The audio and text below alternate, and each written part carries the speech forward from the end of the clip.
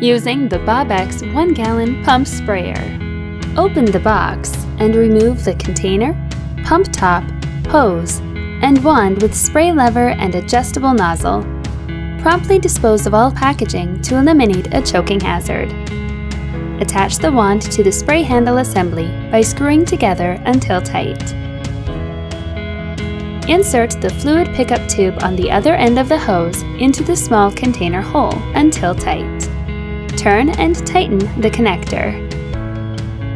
Add Bobbex concentrate and dilute with water according to seasonal spraying instructions. Screw on top completely to create an airtight seal. Turn the pump handle counterclockwise to unlock. Then pump the handle 15 to 25 times, or until sufficient pressure has built up within the sprayer. Push the handle down and turn the handle clockwise to relock.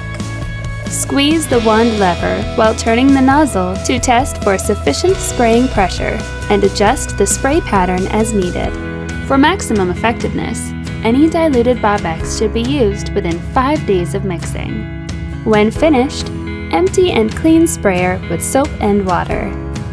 Be certain to pump clean water through the sprayer to clean the hose and nozzle.